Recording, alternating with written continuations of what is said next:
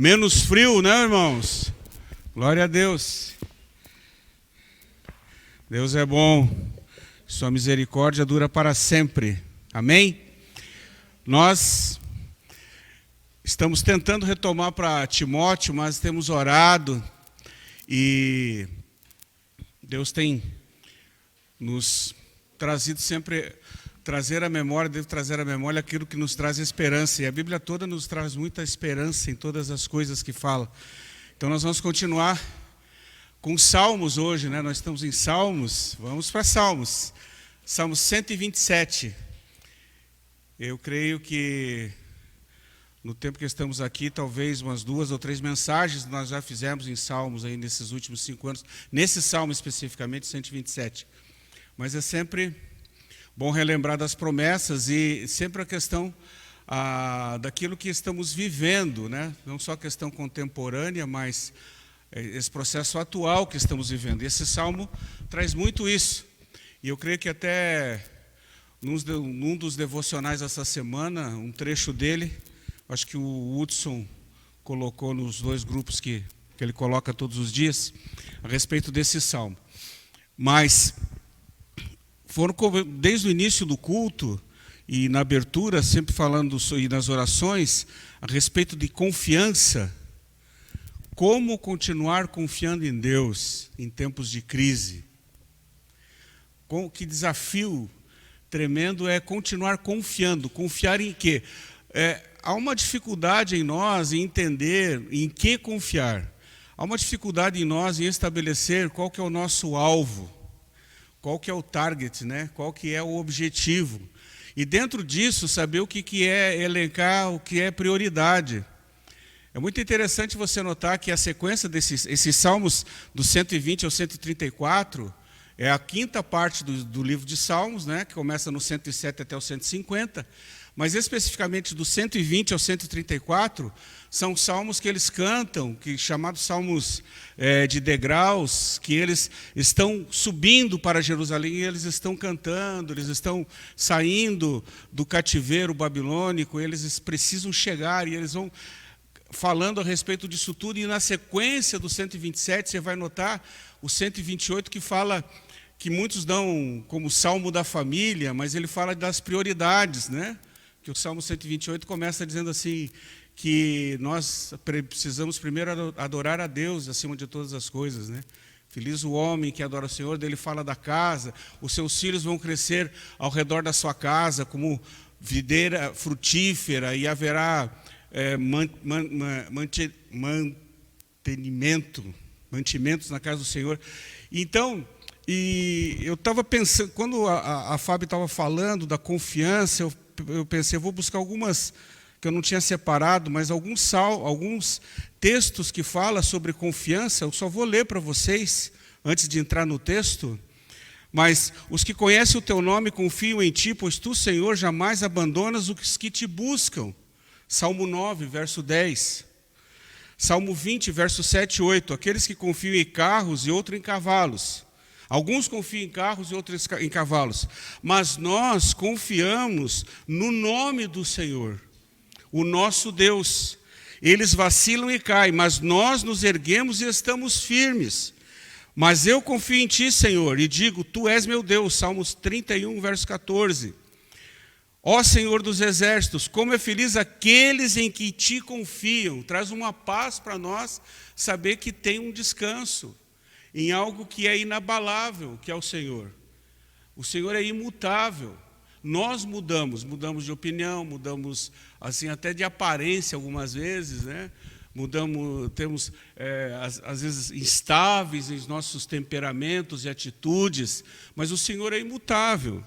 Como é feliz o homem que põe no Senhor a sua confiança e não vai atrás dos orgulhosos, dos que se afastam para seguir deuses falsos. Salmo 44. Deus é a minha salvação, terei confiança e não temerei. O Senhor sim, o Senhor é a minha força e meu cântico. Ele é a minha salvação. Isaías 12, 2. Não se perturbe ou não turbe o coração de vocês. Creiam em Deus, creiam também em mim. Jesus falando lá em João 14, 1. Eu, porém, confio em teu amor, e o meu coração exulta em tua salvação. Salmo 13, 5. Não temerás más notícias. O seu coração está firme, confiante no Senhor. Salmo 112, verso 7. Confie no Senhor de todo o seu coração e não se apoie no seu próprio entendimento. Reconheça o Senhor em todos os seus caminhos e Ele endireitará as suas veredas. Provérbios 3, 5, 6. É melhor buscar refúgio no Senhor do que confiar nos homens. É melhor buscar refúgio no Senhor do que confiar em príncipes. Salmo 118, 8 e 9. Eu vou ler mais um, porque é muito texto, né? Aquele que habita no esconderijo do Altíssimo, à sombra do Onipotente, descansará. Direi do meu Deus, tu és o meu refúgio e a minha fortaleza, o meu Deus em quem confio. Ele o livrará do laço do caçador ou do passarinheiro, depende da tradução, e do veneno mortal. Ele o cobrirá com as suas penas, e sob as suas asas você encontrará refúgio. A fidelidade dele será o seu escudo e protetor. Salmo 91, que vocês conhecem bem, do verso 1 ao verso 4. Então, o desafio, continuar confiando. O desafio maior, confiar em Deus, que nós não vemos, mas precisamos sentir. E eu lembro de uma das perguntas de um concílio antigo que eu participei, como uma das primeiras perguntas, assim, na parte da teologia, quem é Deus? Aí vem toda uma descrição de alguns teólogos, quem é Deus, a formação. Mas o examinador falou, não, isso tudo eu sei. Isso tudo você também sabe que você estudou. Mas eu quero saber, para você, como que você sente Deus. Quem é Deus para você? Como que você tem sentido Deus? Você sente que Deus te abraça ou que sente que Deus te repudia? Porque há algumas religiões, vamos falar aqui do processo religioso, que vão pregar para você que esse Deus está muito distante, que ele é inatingível, e você só vai acessar ou chegar a esse Deus se você também fizer todo um sistema sacrificial para que chegue, então, a aceitação desse Deus. Mas nós temos visto todos esses textos e diz que o Senhor não pede nada em troca, a não ser a nossa obediência. Para fazer bem para quem? Para Ele, que é Deus? Não. Para fazer bem para nós mesmos. Porque o salmista também fala a respeito da alma, porque estás abatida a minha alma. Eu acho que é o Salmo 40 ou 42, alguma coisa assim. Davi está tão angustiado, Davi está num tempo tão grande dessa pandemia, Davi está sem tomar a dose da vacina, e ele está angustiado, e tem muita perseguição na vida dele. Tem Saul, tem filho, tem um monte de gente que é contra, que não quer saber, e ele fica extremamente angustiado, mas ele se refugia, e ele tinha assim vamos pensar como homem, essa capacidade de identificar que ele estava com um problema. E mais ainda, além de identificar que está com um problema, parar para refletir sobre o que fazer a respeito daquele problema. Vocês já conheceram pessoas, ou talvez você mesmo tenha acontecido uma situação dessa, ou escutou alguma história, de que a pessoa está andando de carro, está perdida, não sabe o endereço direito, mas ele não para perguntar. Hoje em dia é mais fácil por conta do GPS, né, irmãos? Celular e tudo.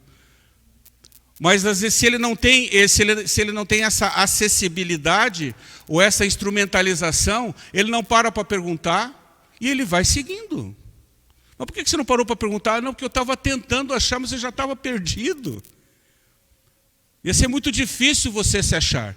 Então Davi tinha essa capacidade, assim como nós vemos no Novo Testamento, o apóstolo Paulo, de parar, assim como nós vimos com Jó, de parar e identificar, estou com um problema.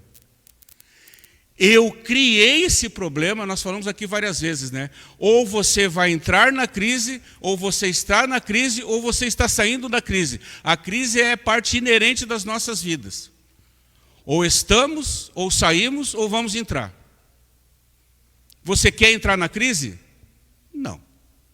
A menos que seja assim um sadomasoquista. Você identifica que está na crise? Sim. O que eu posso agora fazer para sair da crise? Então ele se refugia e ele fala com Deus. Ele fala primeiro para ele mesmo: por que estás abatida, ó minha alma? Descanse em Deus, busque o Senhor. Então o Salmo 127, nós temos visto nesses tempos de incertezas e crises, então como vencer a ansiedade, irmãos, em tempo de crise. E é um tema recorrente, há mais de um ano nós estamos falando nisso. Você tem resposta? A resposta está aqui.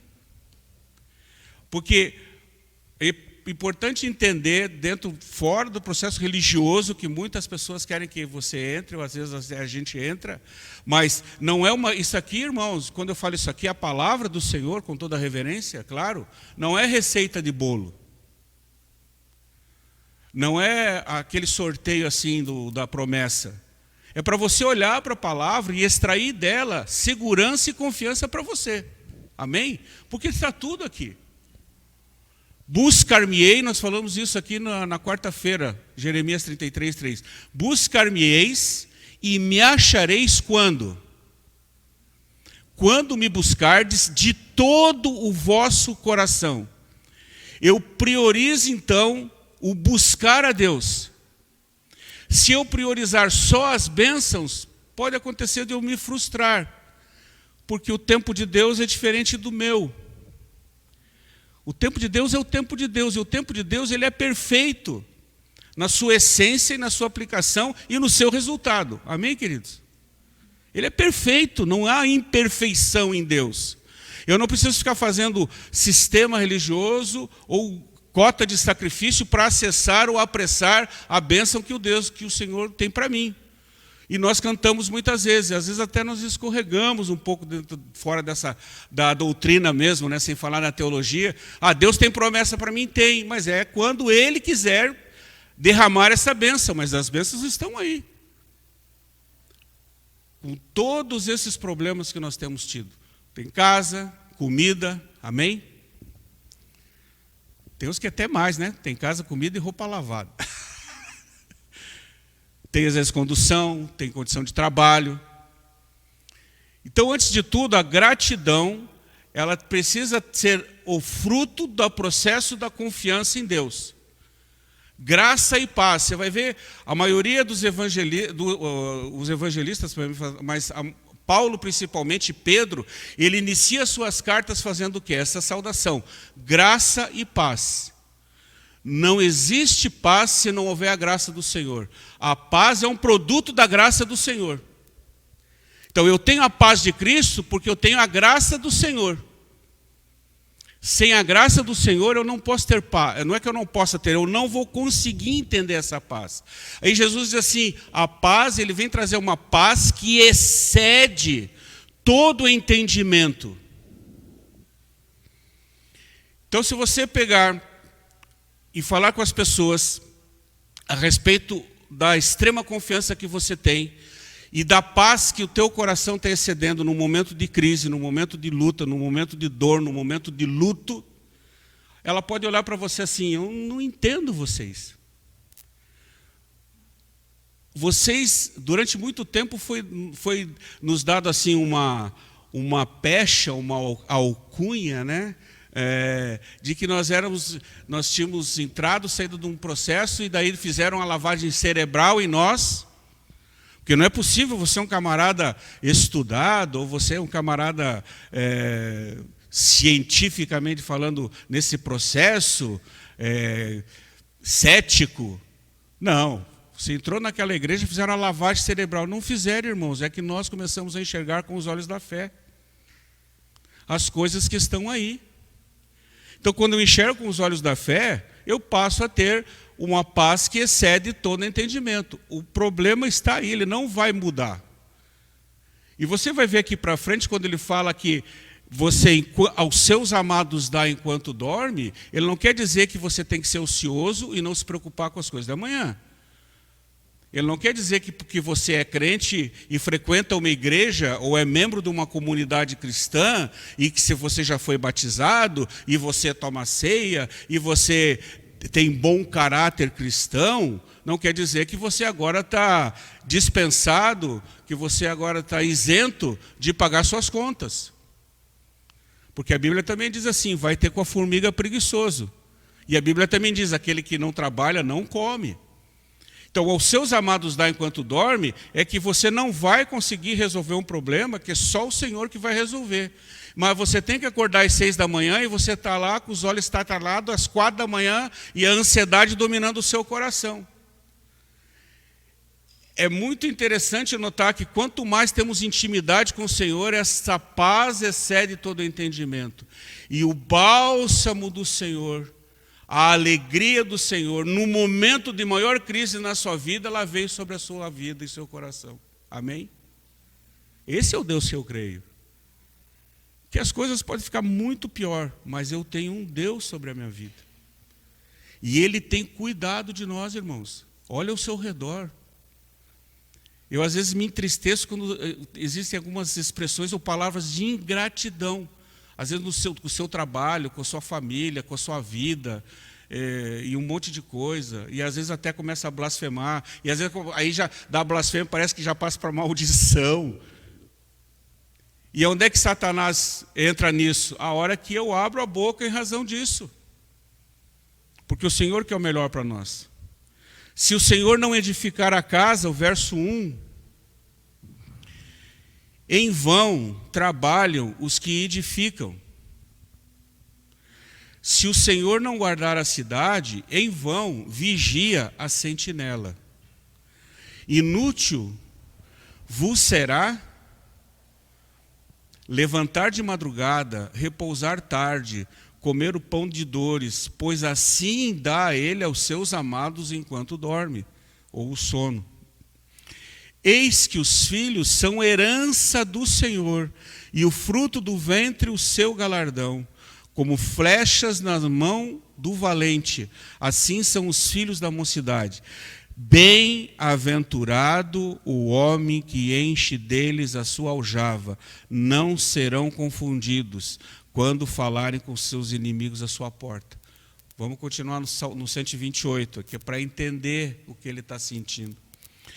Então ele fala que é bem-aventurado o homem que deles enche a sua aljava, a sua casa cheia, os seus filhos ao seu redor, os seus filhos como proteção para a sua casa e para eles, não serão confundidos, enganados, quando falarem com os inimigos à porta. Aí o verso 1 do 128. Bem-aventurado aquele que teme o Senhor e anda nos seus caminhos. Então ele começa a dar prioridade. Primeira coisa, antes de tudo, adorar a Deus. Bem-aventurado aquele que teme o Senhor. Aqui ele está falando num temor reverencial, não ter medo das coisas de Deus como um Deus que castiga. Qual que é o produto disso? Comerá do trabalho das tuas mãos, feliz será e irá bem. Não vai reclamar do sol, não vai reclamar da chuva, não vai reclamar que a terra é difícil, não vai reclamar que não está chovendo, não vai reclamar não vai reclamar, ele vai dar glória a Deus por aquilo que ele tem, porque, como foi falado aqui, o Senhor é que proveu para ele. Comerá do trabalho das tuas mãos, feliz será e irá bem. Bem-aventurado aqui, então, aqueles, vamos criar, se nós pudéssemos aqui parafrasear, é bem-aventurado aquele, então, que entende que o trabalho é dado por Deus e ele é feliz naquilo, por mais duro que seja esse trabalhar, por mais pesado que seja fazer isso. A sua mulher será como videira frutífera ao lado da tua casa, os teus filhos como plantas de oliveira ao redor da tua mesa. Então ele fala da coluna. A provisão, o provedor, o sacerdote, que é o homem, feliz será, ame o Senhor teu Deus e ame o teu próximo como a ti mesmo. Ele não está falando que você deve ser orgulhoso e amar você primeiro, mas ele está falando o seguinte: se você ama a Deus e adora a Deus, você tem que entender que você tem esse valor, porque como que você vai amar o próximo se você não ama a si mesmo? Como que você vai amar as coisas do próximo se você não ama as coisas que você faz? Porque você não entende a provisão de Deus. A sua esposa, a tua mulher, ela vai ser coluna, videira frutífera, aos lados da tua casa. Você vai poder estender a mão e ter os frutos do Senhor, à sua mesa. Os teus filhos como plantas de oliveira à roda da mesa. Os teus filhos, por mais distantes que estejam, ainda que os teus filhos estejam estudando a 100, 200, 300, 500 quilômetros ou no exterior, mas a sensação que se tem dessa casa é como um lar, não só como uma casa física. E esse lar, então, reúne os seus filhos como plantas de oliveira ao redor da sua mesa. Eles desfrutam e eles acessam o alimento que é o Senhor que coloca na sua mesa. O que é que nós temos dado como pais de alimento para os nossos filhos, os que estão dentro de casa, no núcleo familiar e mesmo os que estão longe? Nós temos alimentado os nossos filhos com a palavra do Senhor, nós temos alimentado os nossos filhos com um testemunho cristão, nós temos alimentado os nossos filhos com o desejo deles serem filhos de Deus e cristãos verdadeiros. Que tipo de alimento nós temos colocado para eles, irmão? Você já pensou nisso? Que você não pode fazer uma contratransferência dessa responsabilidade, ela é sua. Deus coloca essa bandeja para você e Ele pergunta: o que você está fazendo com isso em razão da tua família e dos teus filhos? Não reclame se aconteceu uma situação de um filho seu cair nas drogas, no alcoolismo, na prostituição, no homossexualismo.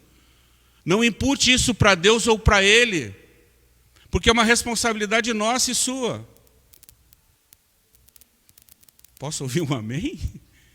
Porque é uma verdade, irmãos. E crise, nós estamos vivendo tempos difíceis com isso. Algum dos pastores colocou no grupo da Ordem dos Pastores hoje um grupo de gays, coral gay, não sei se vocês já ouviram falar nisso, um coral gay lá de São Francisco, na Califórnia, que foi desde a década de 60, tem um bairro todinho lá, o bairro Castro, que é só disso, só do pessoal que é gay e tal, cada um na sua. Mas eles montando um coral e incentivando as pessoas, os que fazem parte, e a música, assim, o tema é assim: nós vamos converter os seus filhos, nós vamos converter os seus filhos, é quase que um mantra. É um troço diabólico, do capeta. Então, está saindo daquela esfera assim, quase que do ocultismo, para que a situação é aberta. Eles vão invadir as nossas casas se nós deixarmos, irmãos. Que controle que nós temos tido sobre isso? O que nós temos separado, o que nós temos filtrado para dar para os nossos filhos? Nós estamos permitindo que eles acessem YouTube ou todas as outras redes sociais e eles se alimentem disso, ou eu tenho um filtro? Não, eu não posso mexer nisso porque lá em casa eu sou ensinado. Não, mas não tem nada. Não, mas meu pai e minha mãe dizem que tem e eu não vou fazer. É difícil? Claro que é. Mas qual que é o meu papel?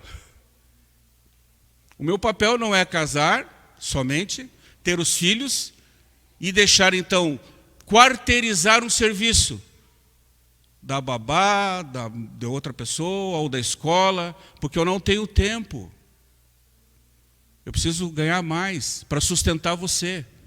Mas será que é realmente isso que eles necessitam? Não, eles precisam disso. Comer ao redor da mesa. Eis que assim, verso 4 do 128, será abençoado o homem que teme o Senhor. Veja que em nenhum momento ele bota como sacrifício, como peso. Ele diz assim: você tem que temer a Deus. Temer diante da presença de Deus. E tremer quando o Senhor fala. Porque o Senhor, voltamos a sempre falar isso aqui, irmãos, o Senhor quer o melhor para nós. Os pais que estão aqui querem o melhor para os seus filhos. A Bíblia diz assim: você não vai dar uma serpente se seu filho pedir um pão. Talvez alguns aqui possam ter até passado necessidade para priorizar uma alimentação ou um investimento para o seu filho. Quantos ainda fazem isso? Eis que assim será abençoado que teme ao Senhor. O Senhor te abençoará desde Sião, e tu verás o bem de Jerusalém todos os teus dias, e verás o filho dos teus filhos, a paz sobre Israel. Então ele vai fechar aqui toda a expressão que ele tem a respeito da confiança e da soberania de Deus do Salmo 127. Se o Senhor não edificar a casa, vamos voltar lá então, irmãos. Em vão vigia a sentinela. Em vão trabalham os que edificam. Se o Senhor não guardar a cidade, em vão vigia a sentinela. Então nós podemos ter todo tipo de proteção, alarme, tudo, mas se nós não confiarmos no Senhor. Quando Jesus está terminando para nós, né, na nossa divisão, quando o Senhor está terminando o sermão da montanha, lá no capítulo 7, né, pelo verso 20, 24, ou 24, 32, alguma coisa assim. Bem-aventurado, feliz o homem que edifica sua casa sobre a rocha. Virão ventos, tempestades, correntes, corredeiras, vai abalar a casa, mas a casa não vai ruir. E ele chama então de nécio aquele que edifica a casa sobre a areia, porque virão ventos, tempestades e a casa vai ruir. Ele está tentando não, ele não tenta, ele dá um recado. Nós que às vezes precisamos tentar entender, né? Aí você pensa nos solos. Quantos tipos de solos vamos pensar que nós temos aqui? Eu não sou construtor nem nada, sei lá, uma camada de terra, depois pode ser um pouco de areia, depois pode ser um pouco de cascalho, depois pode até ter um veio d'água, a gente não sabe. Hoje em dia talvez saiba, né? Mas então ele está dizendo assim, se você não cavar e não passar por todas essas etapas, e enquanto você não chegar na rocha, não adianta você fincar uma estrutura ali, porque ela pode, num momento, balançar e cair. E eu escutei uma pregação a respeito disso há muitos anos atrás, que abriu muito a minha mente e o meu coração a respeito dessa passagem que Jesus está falando. Enquanto nós não tirarmos as coisas do nosso coração, e eu não cavocar, e eu não cavar é um termo lá do Paraná, tá, irmãos? Eu não cavar, aí quando eu percebo, essa rocha é Jesus, agora eu estou seguro.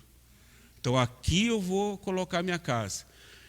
Mas tem pessoas que quando chegar já na terceira, quarta camada, ele desiste, ele entende ou pensa, não, aqui já está bom.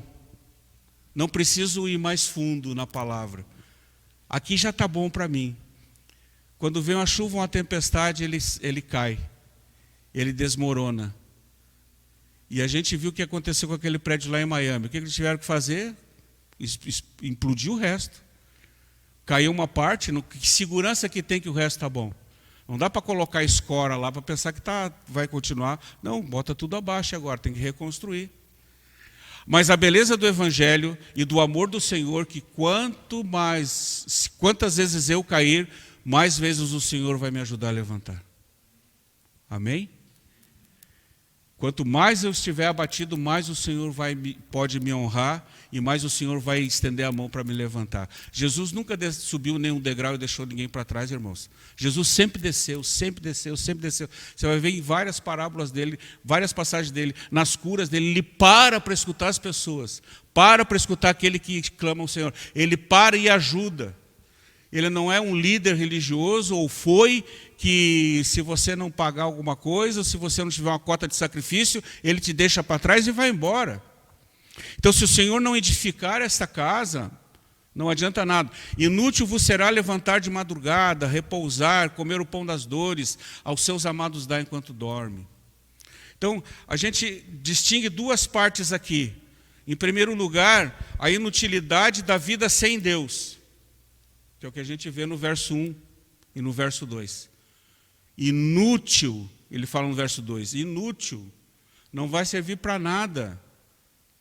Você levantar de madrugada, dormir tarde, comer o pão das dores, porque aos seus amados ele dá enquanto dorme. E a segunda parte a gente vai ver, é a questão, em segundo lugar, são as bênçãos.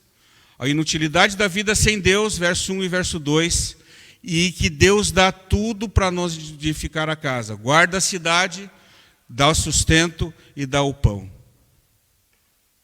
Tem acontecido isso na sua vida?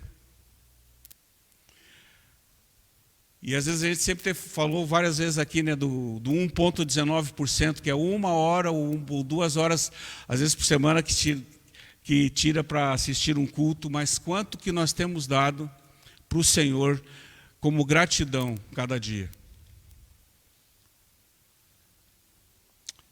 O quanto que, irmãos, é a mesma relação de fazer sacrifício. O sacrifício já foi feito e o preço já foi pago. Tem que ser para nós um privilégio carregar a cruz de Cristo, porque a cruz está vazia, porque o Senhor vive. É um privilégio, então, eu tirar um tempo e antes de qualquer coisa no meu dia, agradecer a Deus. E talvez a última coisa de ato no dia, agradecer a Deus. E em todo momento que eu puder, eu agradecer a Deus. Tessalonicenses 5,17. Orai sem cessar. O tempo todo meu coração tem que ser grato a Deus. Porque o inimigo anda ao derredor, irmãos.